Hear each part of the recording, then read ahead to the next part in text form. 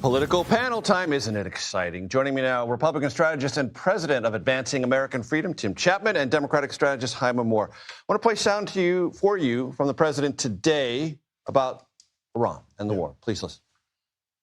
We have to put out this cancer. It's a cancer. We had to take that operation, and we did, and it was very successful. And it continues. Frankly, as somebody said, they could leave today, and it would take 10 years to rebuild the damage that's been done. But I think we have to make it a little bit more permanent because no other president has to go through this. How do you translate that, Tim, in terms of what Americans listening to that might think of a timeline? Because also at that same event, the president said 2 or 3 more weeks. Yeah, look, I mean, I think the timeline is until the job's done. I think the president. How do we define that? Completely defanging the regime. I mean, they need to have no missile capability. They need to not be able to cause trouble in the region anymore. And the president's committed to that. I think that's really important. And look, I think we have to have a little bit of patience. Everyone's clamoring for an endgame here. But the endgame is not complicated. They cannot disrupt the Middle East the way they've been doing it. And that means a different regime. It doesn't have to mean a different regime. Okay. It means a regime that no longer is capable of doing what it's done up until this point. I don't know if you had a chance to hear Senator Ted Cruz on the program, but he said he wouldn't rule out boots on the ground if it was short and for a defined mission. Seems like there is encroaching rhetoric in that direction. Yeah, I mean, look, that is definitely moving the goalposts a little bit. And I don't think the American people are up for that. Yeah. I don't think the president's pushing for that. I don't think the administration wants that.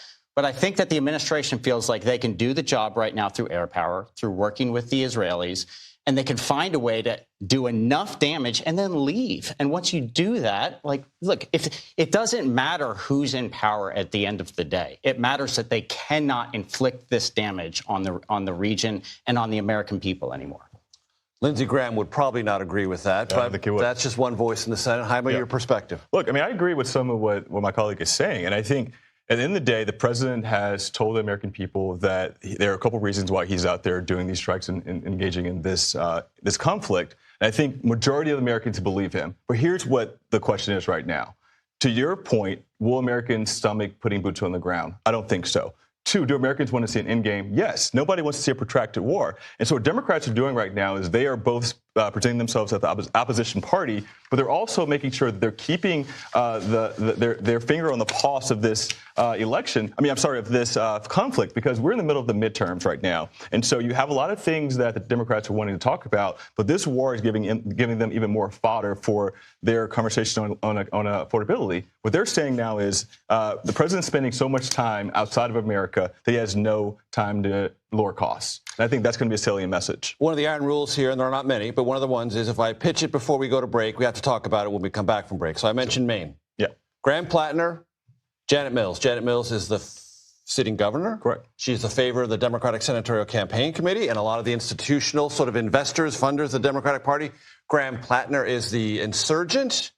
And now they're getting bitterly involved with one another. Jaime, break this down for us. Well, this is going to be a primary to watch regardless. So you have someone who is... Because Susan Collins, the Republican, is perceived as vulnerable. She's perceived as vulnerable. And so you have 2 Democrats who are running their hearts out right now. So Graham Plattner, who is an insurgent candidate and who represents some of the progressive wing of this party, and then the incumbent governor, Janet Mills, who, and some people have said she's a little too old. But this ad she put out today, what she's trying to prove is that she's a fighter.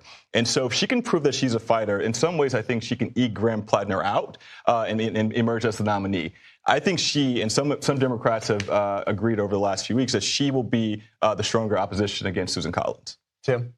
Look, what you see in Maine, you're seeing across the entire country, okay, in both parties.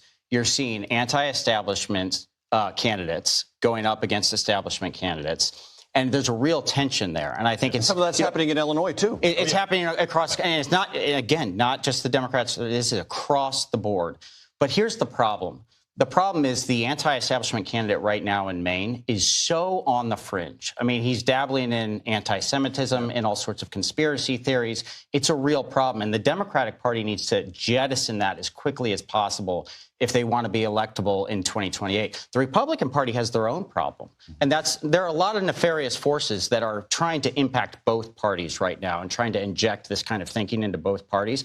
What I'm happy about right now in the Republican Party is I see a lot of Republicans, including the administration, finally beginning to take that seriously and trying to push those elements out of the party. And to your point, you heard Senator Ted Cruz talk about that on the program earlier, name-checking at least Tucker Carlson, but those who are like Tucker Carlson in criticizing this particular military campaign launched by the president. Tim, it's been great to have you at the table. Please come back. Jaime, you're always welcome here. Thanks so much.